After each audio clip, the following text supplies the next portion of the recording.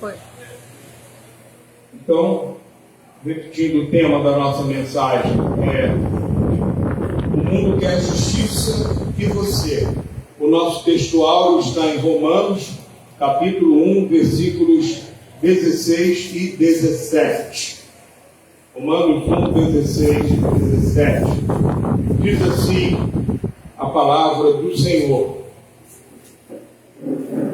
porque não me envergonho do Evangelho de Cristo, pois é o poder de Deus para a salvação de todo aquele que crê, primeiro do judeu e também do grego, porque nele se descobre a justiça de Deus de fé em fé, como está escrito: mas o justo viverá da fé. Se envergonhar do Evangelho.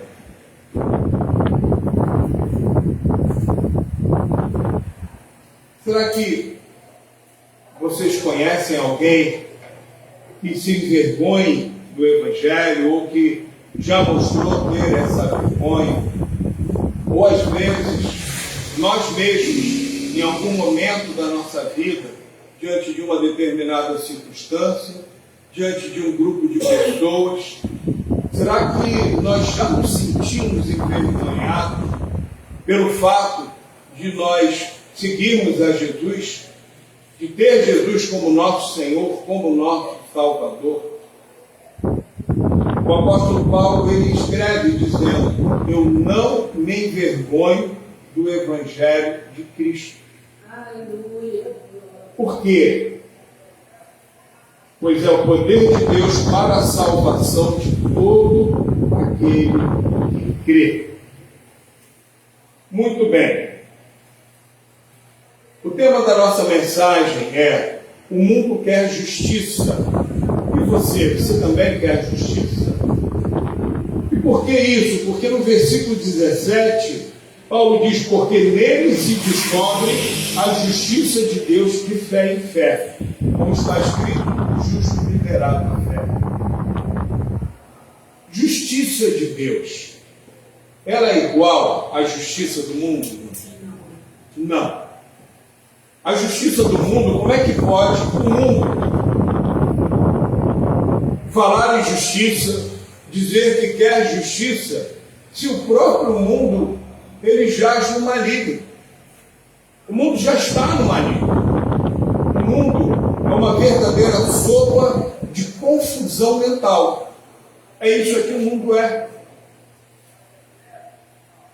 Se não vejamos, todas as pessoas honestas, elas serão bem-sucedidas em qualquer carreira, seja por concurso público, seja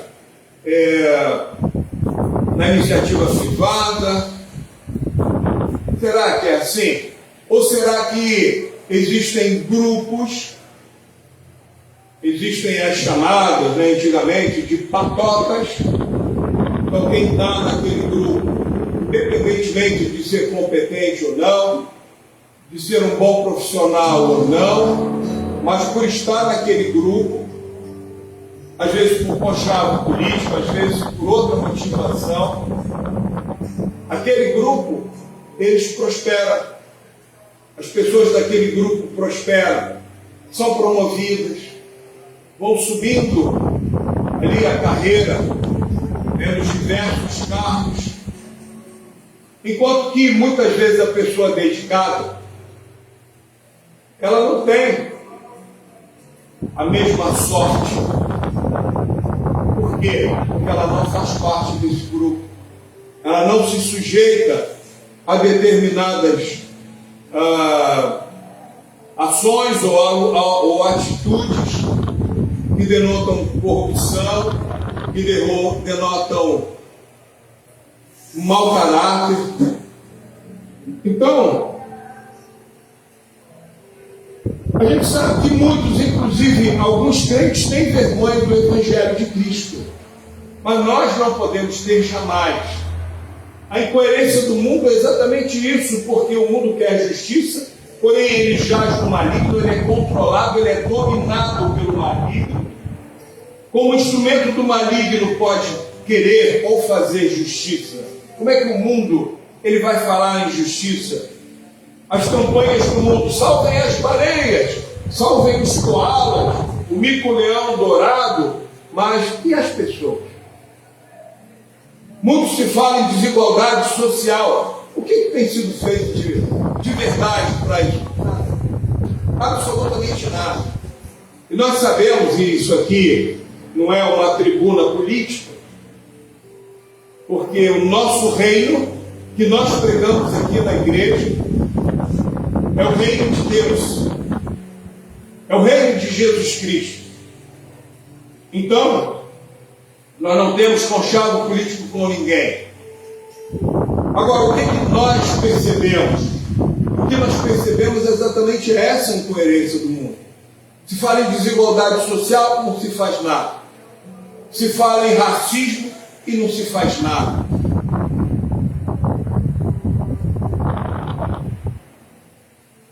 E uma série de outras coisas que nós poderemos citar aqui. Agora, e nós que estamos no reino de Deus pela fé em Jesus Cristo, como é que é essa justiça que o apóstolo Paulo diz aqui no versículo 17? Porque nele se descobre a justiça de Deus. Como é essa justiça de Deus? Então, nesse cenário todo apresentado, em prol do homem, há somente a justiça de Deus. Porque a justiça de Deus, ela é perfeita. Ela não privilegia ninguém. Deus amou o mundo de tal maneira que deu o seu Filho unigênito para que todo aquele que nele crê não pereça, mas tenha a vida eterna. Jesus morreu por todos. Inclusive, morreu por aqueles que nesse momento estão blasfemando, estão caçoando, estão zombando de Jesus e do Evangelho. Estão falando mal da palavra de Deus. Estão falando mal da igreja do Senhor Jesus. Esses dias agora, visita uma irmã e ela disse para nós, até num desabafo: poxa, pastor, mas a igreja, né, ela está carecendo de muita credibilidade. Eu falei: não, irmão, com relação a outras igrejas eu não posso responder. Mas a nossa igreja do Parque Mambucaba, em Angra dos Reis, ela é incrível. Há credibilidade, sim, nesse ministério. E nenhum de nós tem do que se envergonhar. E ela me olhou assim, espantada. Irmãos, nós somos luz do mundo e sal da terra. É o que eu costumo dizer e vou repetir sempre. As melhores pessoas da sociedade brasileira estão aqui na igreja do Senhor. Ah, mas, pastor, ali tem gente pobre, tem gente que não estudou, tem gente que isso, que aquilo outro. Tem sim. Tem gente que precisa de cesta básica, tem gente que precisa de cobertor para se aquecer no inverno. Mas é gente de caráter. É gente que tem em Jesus o seu autor e consumador da sua própria fé. É gente que, quando entrega a sua vida a Jesus, se for preciso morrer por amor a Cristo ou ao Evangelho, essa pessoa morre. Como morreram os mártires da fé, relatados na Bíblia Sagrada, jogados ali aos leões, naqueles espetáculos romanos, em outros lugares do mundo e até hoje. Hoje eles colocam fogo em crentes em vários países do mundo. E não coloca depois que a pessoa morre, não, coloca nela viva. Até pouco tempo atrás eu vi algumas imagens, são imagens terríveis na internet. Nem sei se ainda tem. Então, é assim que o mundo nos vê, como escória, como lixo dessa terra. Esse mundo que jaz no maligno, esse mundo da falsidade, da mentira, da hipocrisia, do discurso fácil, mas que não age nunca, só faz discurso. Nós somos a igreja do Senhor. Nós temos um compromisso. Não é com celebridade, com político, não. Com o dono do universo, com o rei dos reis. Ele criou o universo, mas ele não é aquele lá de cima, não. Porque ele está aqui embaixo também. Ele é onipresente. Ele está presente em todos os lugares. Agora, sem essa de Deus é passarinho, é o grilinho, é a cigarra, não. Esse panteísmo, Deus é tudo, tudo é Deus, não. Deus criou tudo e todos, e Deus tem tudo na palma da sua mão. O que cabe na palma da mão de Deus não é o planeta Terra, gente. É isso que vocês precisam entender. O que cabe na palma da mão de Deus é o universo. E aonde começa o universo e aonde termina? Onde é o menos infinito e onde é o mais infinito. É desse Deus, o Deus da Bíblia, que eu estou falando. Meu Deus de crendice, de simpatia. Não é o bonequinho, o Deus bonequinho que você pendura na parede, bota no cordão, no retrovisor do carro. Não é esse Deus que eu estou falando. Esse Deus, o homem, o ser humano, o mais brilhante artista que possa ser, ele não tem competência nem capacidade para reproduzi-lo em sua glória. É desse Jesus que eu estou falando, que quando Paulo tem encontro com ele, Paulo fica cego por causa da glória do Senhor.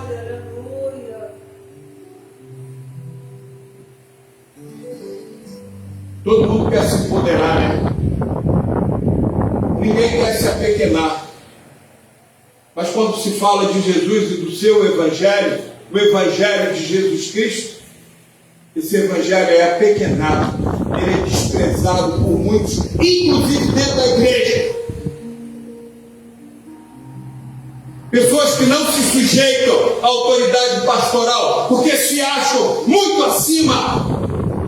Jesus, ele estipula regras, Jesus estipula disciplina. Por isso, ele nos chama de discípulos. E ser discípulo não é para qualquer um, não.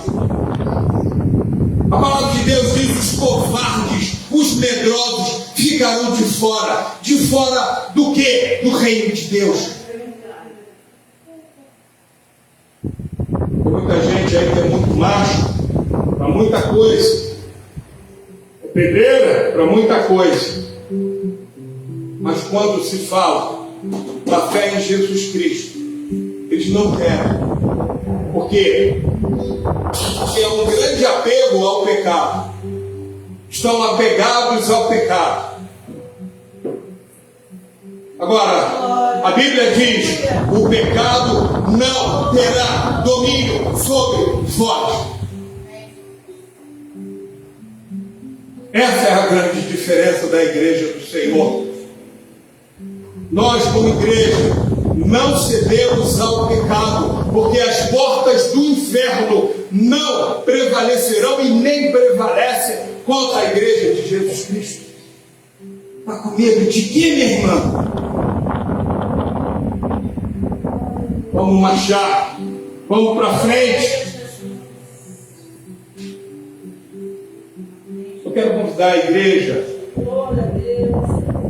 a passarmos agora para o capítulo 8 do livro de Romanos. Estávamos no capítulo 1, vamos ao capítulo 8, por gentileza.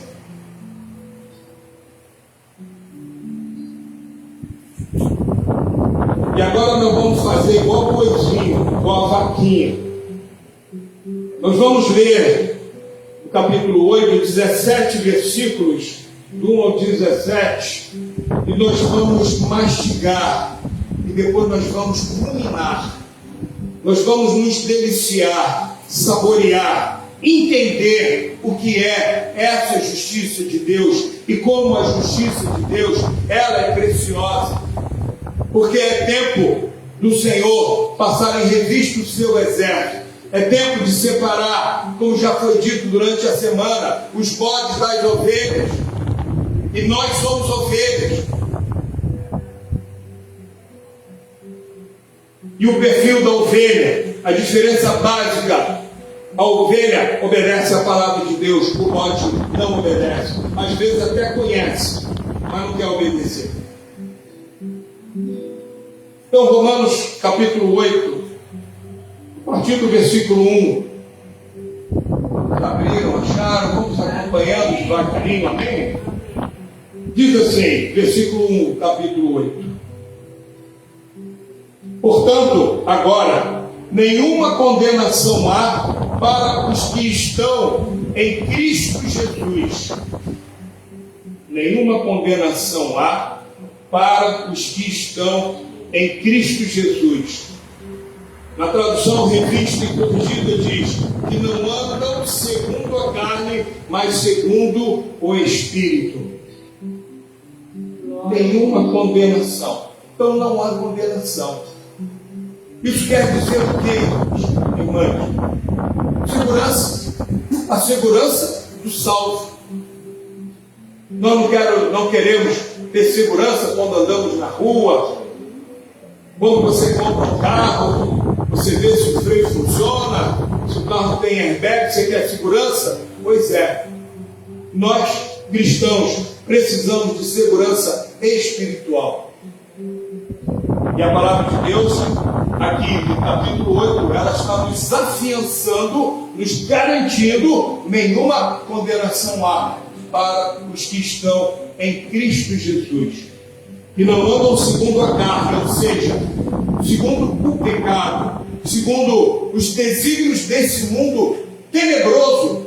A Bíblia fala que esse mundo é tenebroso. Sabe o que é tenebroso? Está em trevas, está entenebrecido na escuridão. Ele não enxerga um passo, um palmo à sua frente. Quem é guiado pelo mundo e para o mundo, está no mundo. Nós temos a luz de Cristo para o nosso caminho. Temos a palavra de Deus. E o salmista escreve no Salmo 119: lâmpada para os meus pés é a tua palavra e luz para o meu caminho. No versículo 2, do capítulo 8 de Romanos, a palavra nos fala: porque a lei do Espírito de vida em Cristo Jesus me livrou da lei do pecado e da morte.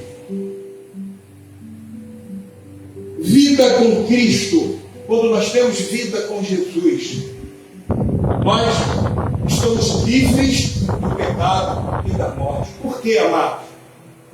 É muito simples de entender. O homem natural, sem Jesus Cristo, ele tem o seu corpo físico.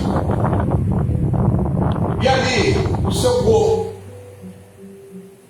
age de acordo com a sua mente.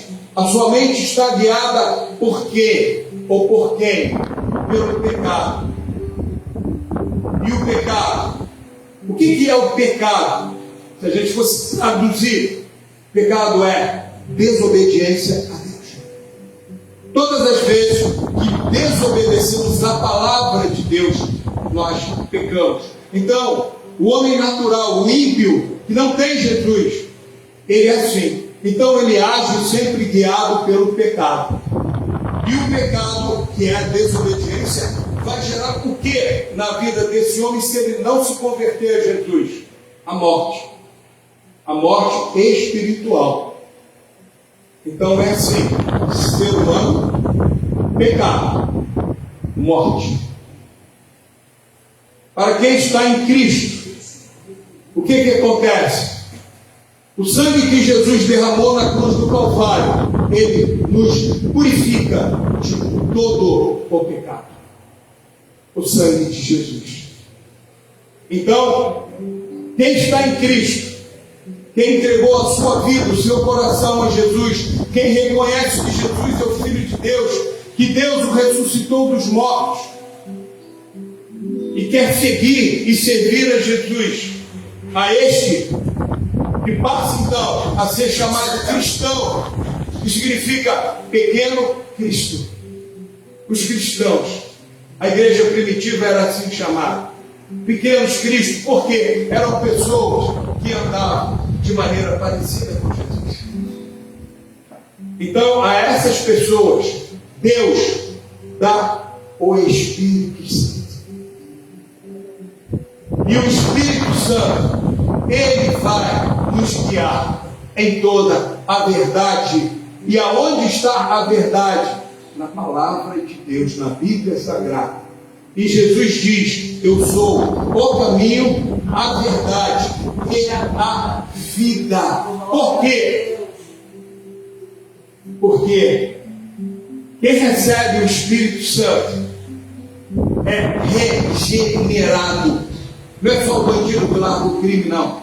Tudo bem, a palavra regeneração serve para outros significados.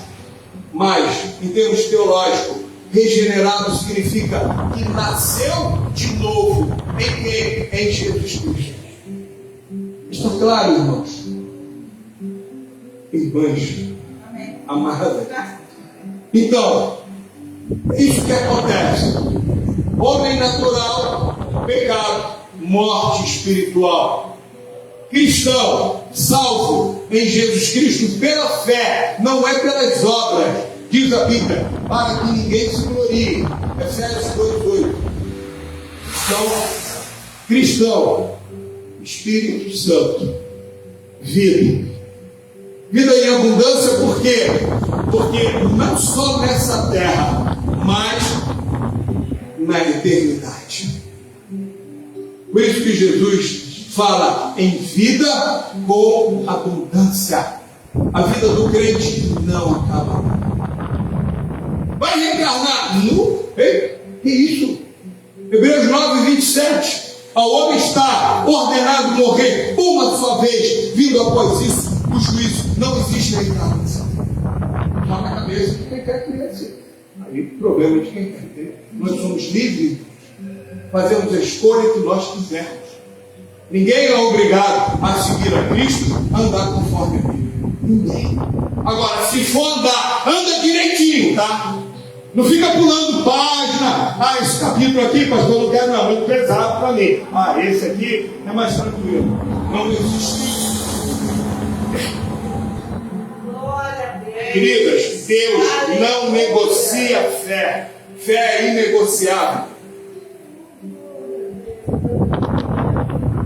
E fé em Cristo Jesus significa mudança de rumo.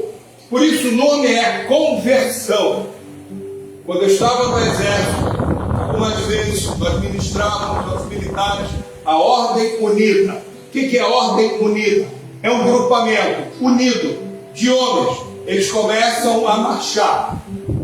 Um dos comandos é conversão à direita, marcha, e a tropa ela começa a ir para a direita. Existe conversão à esquerda? Sim. Pela Bíblia, qual conversão que nós temos que adotar para nós? A direita ou a esquerda? Jesus ele fala que os bodes estarão à sua esquerda, mas as ovelhas à sua direita. E nós somos ovelhas do Senhor. Então, conversão significa mudança de rumo, de direção, de destino. O homem natural que estava ali com destino a quê? Ao lago de fogo e enxofre, a condenação eterna, que é a segunda morte. Meus queridos amigos da internet, eu estou falando pela Bíblia Sagrada. Isso existe. Não é para colocar ninguém em pânico. Deus instituiu dessa forma. Aquele que ama o pecado, que ama o mundo, que não quer nada com Jesus, será condenado eternamente e vai queimar num lago de fogo e enxofre eternamente. A palavra de Deus fala sobre a morte eterna, o castigo eterno. Aqueles que estiverem em Cristo Jesus estarão na vida eterna. Com Jesus estarão habitando na Nova Jerusalém, uma cidade celestial. Apocalipse fala alguma coisa sobre a Nova Jerusalém, mas não dá o detalhe do detalhe do detalhe. Mas pela fé nós cremos que se estivermos em Cristo e com Cristo, estamos seguros. vai ser? Nem quero saber detalhes, não precisa. Eu estou com o meu Jesus. E é por isso que nós lutamos, nós combatemos aqui neste mundo tenebroso, para habitarmos na glória com o Senhor.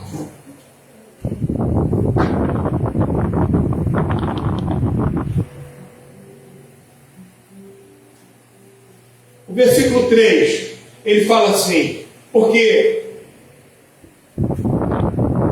ele diz assim, porquanto que era impossível a lei, que lei? A lei de Moisés, visto como estava enferma pela carne, Deus enviando o seu Filho em semelhança da carne e do pecado, pelo pecado condenou o pecado na carne. Queridos, eu entendo que para alguns irmãos e irmãs, até para muitos, dependendo do lugar, as pessoas não conseguem entender esse versículo. Mas é questão de língua portuguesa. Vamos tornar mais claro? Vamos tentar deixar uma linguagem mais simples. Então vamos lá. A lei de Moisés, a lei do Antigo Testamento, ela faz o quê? Ela aponta para o pecado. Ela desnuda o pecado. Se fizer isso, aí o homem fica sabendo que é pecado. Se fizer aquilo, fica sabendo. Uma semelhança, tá? Nós temos o Código Penal brasileiro. O Código Penal, ele tipifica todos os tipos de crimes que uma pessoa aqui no Brasil pode cometer. Não é que pode cometer. Os crimes estão ali. Estão escritos ali no Código Penal. Então, por exemplo, matar alguém é o crime de homicídio. Roubar é o crime de roubo. Furtar é o crime de furto. E assim por diante. A lei de Moisés, ela vai fazer, semelhantemente, uma espécie de tipificação do pecado. Então, ela vai mostrar o que é pecado. E o que era instituído até então? O sacrifício de animais, para que o sangue daqueles animais, derramado, uma vez que fosse derramado aquele sangue daqueles animais, então aquelas pessoas tinham o seu pecado perdoado. Ponto. Basicamente é isso. O que Deus faz? Por amor ao homem, que é a primícia da sua criação, Deus ama o ser humano incondicionalmente. Ele decide enviar o seu filho em semelhança de homem. Tanto é que Jesus nasce do ventre de uma mulher. Porém, a semente é divina, é de Deus. O Espírito Santo envolve Maria e coloca no seu ventre a semente de Deus. E nasce Jesus. Por que a semente de Deus? Não poderia ser de José, o seu marido, esposo de Maria? Não. Por quê? Porque Jesus, ele é o Cordeiro Santo, imaculado.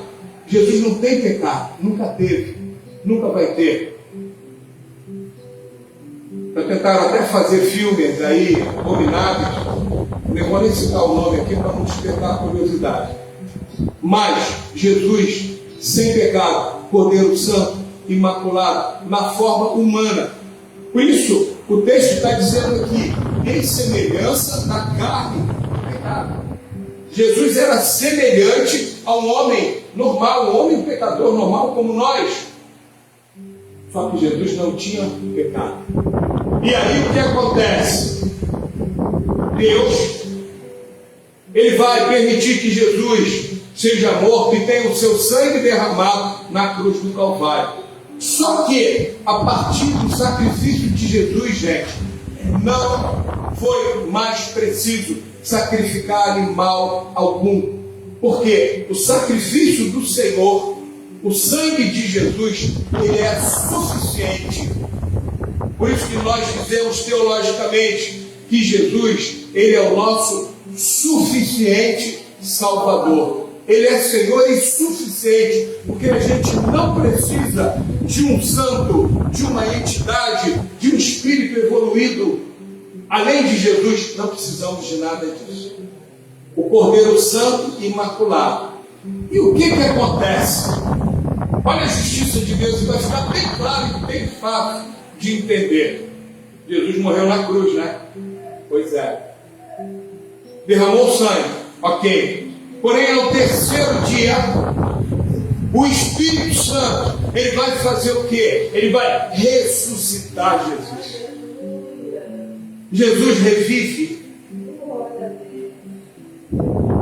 E quando Jesus revive e aparece aos seus discípulos, ele diz: todo o poder me foi dado nos céus e na terra.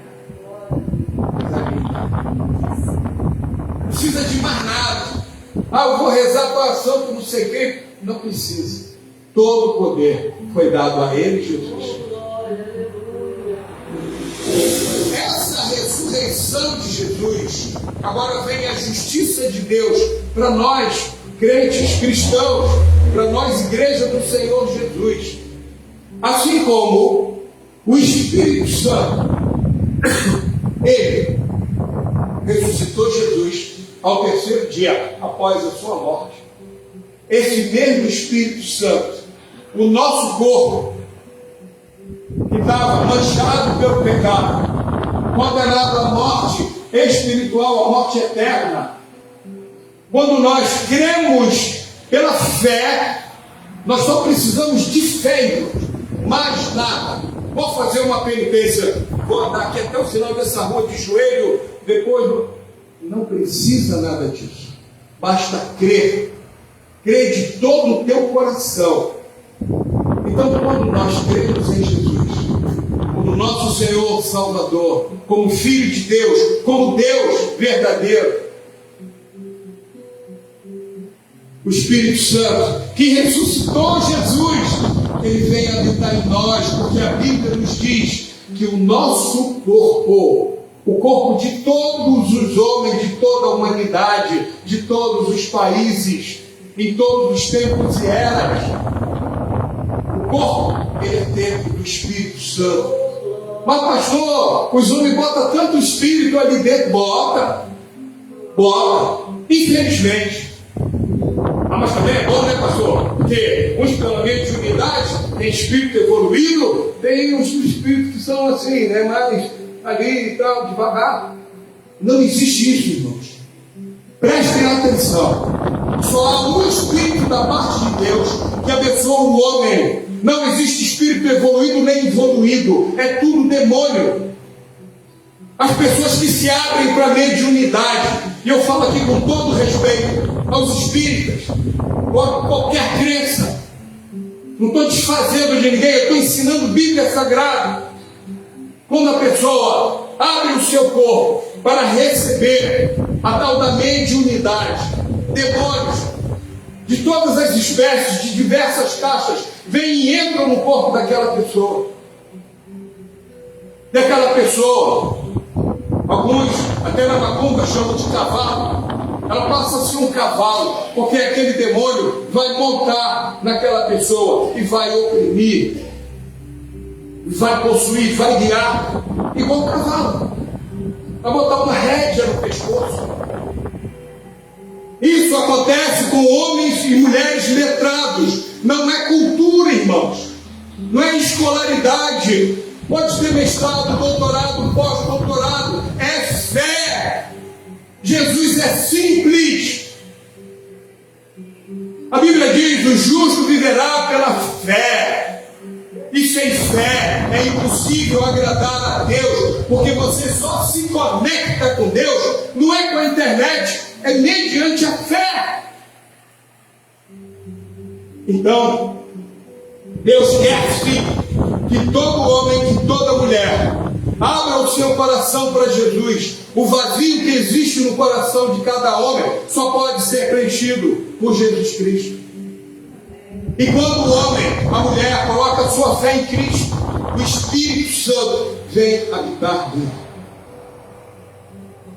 Fica um bando aí ensinando: corre para lá para pegar o Espírito Santo ali, pega aqui, e não sei o quê. Isso é bobice de quem não lê Bíblia. Não importa a liderança que seja. Não importa o nome que tenha, ou o curso teológico que tenha.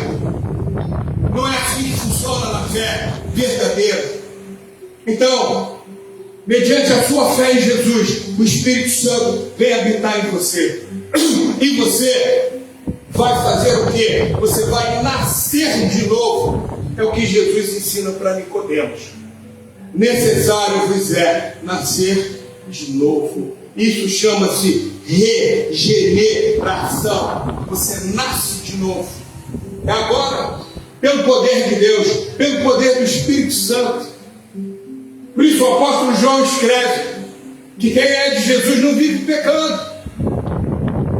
Você pode até pecar por algum descuido, mas você se arrepende logo e está sempre no caminho do Senhor. Não tem esse negócio, desviou, fica anos e anos. Será que era crente? Falava em língua. O diabo fala em língua à vontade. Eu tenho ensinado isso aqui para a igreja. O batismo no Espírito Santo, a evidência, é o amor incondicional. Em primeiro lugar, a Jesus. Em segundo lugar, ao seu próximo. Esse sim é batizado pelo Espírito Santo. Balela de glossolária. Eu falo porque isso é vida prática cristã, teólogo que está me ouvindo aí, está me vendo.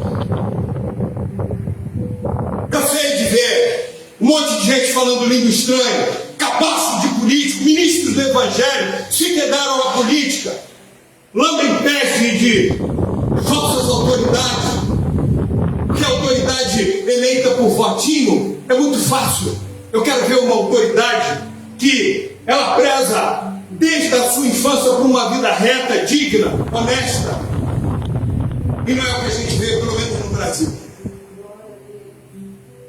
Irmãos, o Evangelho é sério. O Evangelho não é brincadeira. Quer brincar? Vá para qualquer igreja que você quiser ir. Estou dizendo que outras igrejas estão brincando, não. Mas tem muitas que brincam, sim. Tem muitas que pastor não pastoreia, que ovelha não é ovelha. Eu não chamo nem de bode, parece mais é cachorro. Quer morder, quer brincar. Não tem dieta. O Espírito Santo não habita em confusão. Deus é santo. Deus exige santidade. O céu é lugar de santo. E nós começamos a ser santos aqui nessa terra. Está com preguiça de ir ao culto, preguiça de ir à igreja, preguiça, é sempre preguiça. Agora para a bandalheira, todo mundo está prontinho. Diz que tem um show de pagode ali, vem não sei quem. Todo mundo está prontinho. Pastor, não pode ir a show de pagode, você vai para onde você quiser. O problema é teu. Eu sou dono da tua vida. Estou dizendo que, em relação à igreja, nós temos que ter respeito, reverência. Por quê? Porque quem instituiu a igreja não foi um homem. Não foi um homem. Quem instituiu a igreja é o próprio Senhor, é Deus. É por isso que a palavra de Deus fala lá em Hebreus, versículo 9 até 9, não, 13, falamos aqui hoje pela manhã. Obedecei a vossos pastores.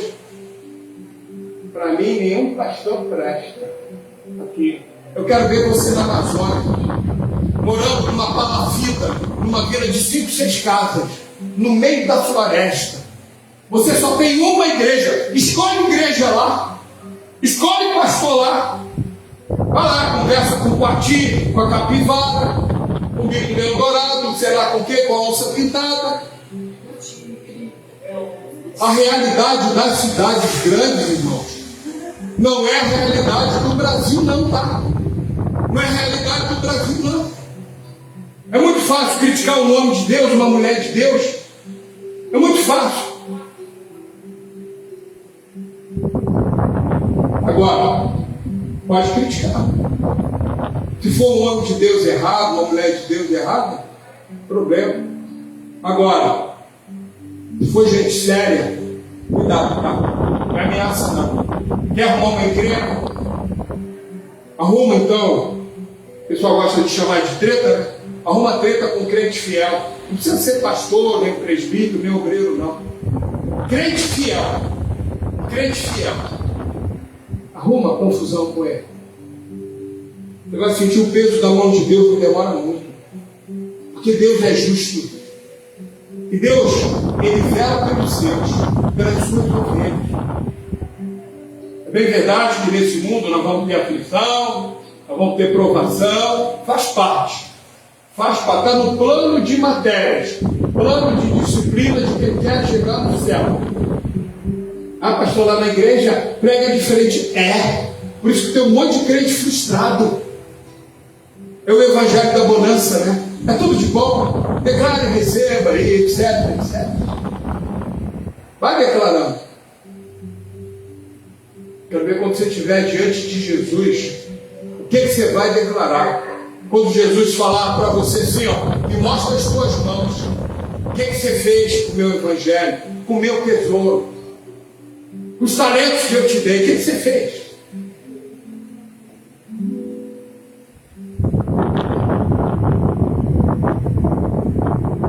Então, queridos, ficou bem claro a questão da lei de Moisés, a questão do pecado, a solução de Deus para nós, que é o sangue de Jesus, o Espírito Santo que Deus coloca em nós. Queridos, Deus é tão atencioso, tão amoroso, que Ele não quer que ninguém se perca. E Ele escreve isso na palavra de Deus.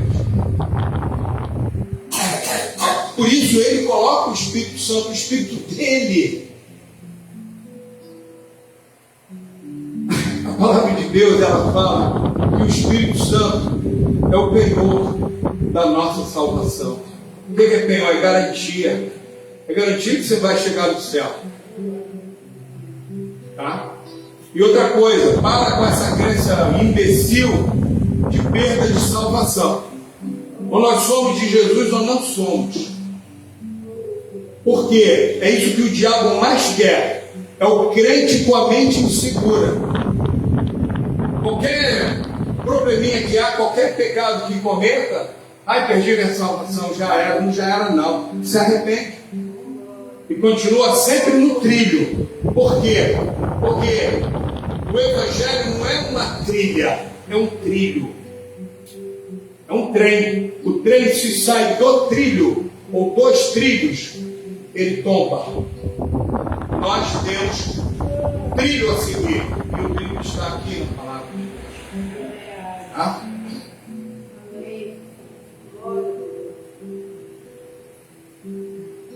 Então nós falamos aqui até o versículo 4. Agora vou dar aqui uma descida na ladeira. Porque o principal já foi explicado, tá? Entenderam, irmãos, sobre a justiça de Deus, como funciona? Versículo 5. Porque os que são segundo a carne inclinam-se para as coisas da carne, os que são segundo o Espírito para as coisas do Espírito. Porque a inclinação da carne é morte, mas a inclinação do Espírito é vida e paz. Jesus diz: a minha paz eu vos dou, não vou lá dou como o mundo a dá. Continuando o versículo 7. Porquanto a inclinação da carne é inimizade contra Deus. Queridos, prestem atenção nisso aqui. Inclinação da carne é inimizade contra Deus. Guarda os seus lábios de falar aquilo que não é necessário, que não é edificante. Guarda a sua mente de pensar, de fazer mau juízo da pessoa A, B, C ou D. Não. Guarda o teu coração do ódio, do rancor, da mágoa. Deixa o seu coração limpo. Pastor, está difícil, vai para o joelho no seu quarto, tranca a porta, ajoelha na beira da tua cama, chora aos pés de Jesus. Não existe terapia melhor. Versículo 8. Portanto, os que estão na carne não podem agradar a Deus. Vós, porém, não estáis na carne, mas no Espírito, com letra maiúscula, tá, gente? Espírito Santo. Se é que o Espírito de Deus habita em vós. Mas se alguém não tem o Espírito de Cristo, esse tal não é dele. Estão vendo, irmãos? É muito simples. Uma pessoa tem o Espírito Santo, não tem. Se não tem, não é de Jesus. Ah, vai ser jogado fora? Não. Pode se converter a qualquer momento. Agora, você tem que ter certeza, e já vou ler um versículo de suma importância. Vamos continuar, versículo 10. E se Cristo está em vós, O corpo, na verdade, está morto por causa do pecado, mas o espírito vive por causa da justiça. Essa justiça que eu acabei de falar para vocês, a justificação pela fé no sacrifício de Jesus. E se o espírito daquele que dos mortos ressuscitou a Jesus habita em vós, aquele que dos mortos ressuscitou a Cristo, também vivificará o vosso corpo mortal pelo seu espírito que em vós habita. Acabei de falar aqui. Você é de Cristo, você tem o Espírito Santo, o seu corpo está vivificado no Senhor pelo poder do Espírito Santo. É por isso que nós nos batizamos. Quando nós descemos a água, submergimos, significa o quê? O velho homem está morrendo. E quando a gente sai da água e respira, o que acontece? É o novo nascimento, é o novo homem, é o homem espiritual. É esse homem aqui, vivificado pelo Espírito Santo. Entendeu, irmã? Que não precisa ficar batizando 500 vezes. Amém? Aleluia. Conversamos sobre isso hoje de manhã. Continuando. Versículo 12. De maneira que, irmãos, somos devedores não à carne, para viver segundo a carne. Porque se viverdes segundo a carne, morrereis. Mas se pelo Espírito mortificardes as obras do corpo, vivereis. Porque todos os que são guiados pelo Espírito de Deus, esses são filhos de Deus. O apóstolo João escreve isso no seu Evangelho. E deu-lhes o poder de serem feitos filhos de Deus, aos que creem no seu nome. No nome de quem? De Jesus. Você crê no nome de Jesus, você é filho de Deus. Crer significa viver para Jesus, tá? Não é acreditar igual jogar na loteria, não. 15. Porque não recebestes o espírito de escravidão para outra vez estardes em temor, mas recebestes o espírito de adoção de filhos, pelo qual clamamos Abba, Pai. Abba, em aramaico, significa Pai. Tá? Então nós clamamos, por quê? Nós clamamos a Deus Abba. Chamamos Deus de Pai, porque o Espírito Santo, ele é um espírito de adoção. E olha que coisa linda no 16. O mesmo Espírito, letra maiúscula, se quiser sublinhar aí, marcar na sua Bíblia, o mesmo Espírito testifica com o nosso Espírito que somos filhos de Deus. Essa sensação de pertencimento, irmãos, irmãs, é fundamental para que nós prossigamos na fé. Você não é uma coisinha de Deus, não. Você é filho de Deus. Você é filho. Tá? E o 17. E se nós somos filhos, somos logo herdeiros, também herdeiros de Deus e co-herdeiros de Cristo. Se é certo que com Ele padecemos, para que também com Ele sejamos glorificados. Olha o trabalho de Deus em explicar, no capítulo 8 de Romanos, a sua justiça, como ela é operada em nossas vidas, chegando até o ponto de nos explicar a nossa filiação a Deus. Quando você vai preencher aí uma ficha de dados pessoais, chega aí numa repartição qualquer, filiação, aí você bota lá, né? Pai, mãe, pois é. A sua filiação, você é filho de Deus, você é filha de Deus. Isso é privilégio, isso é riqueza. E aqui está dizendo, nós somos herdeiros de Deus, co-herdeiros de Cristo. Por que nós somos co-herdeiros de Cristo? Cristo, no momento do seu sacrifício, ele era o Filho unigênito de Deus. A partir daí, a igreja começa a ser formada. Então, ele, que era o unigênito, ou seja, único, ele passa a ser primogênito entre muitos irmãos. Nós somos irmãos do Senhor Jesus. Por isso que nós somos co-herdeiros com Ele. Gente, isso é muito lindo. Você quer riqueza material? Você quer seguir essa porcaria, dessa teologia da prosperidade? Olha o que Deus está falando para você nessa noite. Você é herdeiro de Deus. Você tem parte na herança de Deus. Você é do Senhor. O Espírito Santo, quando ele vem habitar em você, e você é regenerado, você é salvo, e imediatamente você se torna filho de Deus. A filiação a Deus, por alguns teólogos, é chamada de graça salvadora, porque vem com a salvação. A salvação não é processo, como infelizmente alguns ensinam. A salvação é uma decisão, é um ato. Aconteceu, você está salvo. A santificação, sim, é um processo. Por isso, você precisa conhecer a Bíblia. Por isso, Jesus diz ao Pai: santifica-os na verdade, a tua palavra é a verdade.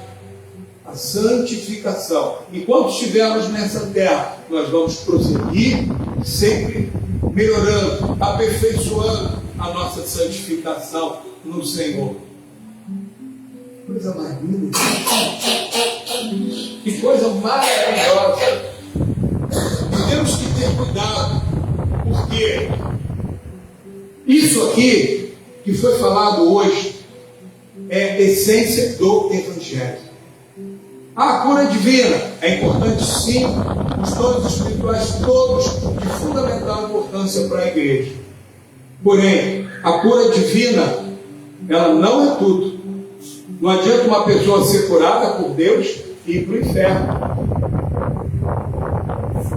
É melhor uma pessoa ser maneta, perder uma mão ou perder uma perna. Eu quase fui amputado numa certa ocasião. Uma enfermidade que eu tive na minha perna quando eu estava na missão da ONU no Haiti, por muito pouco.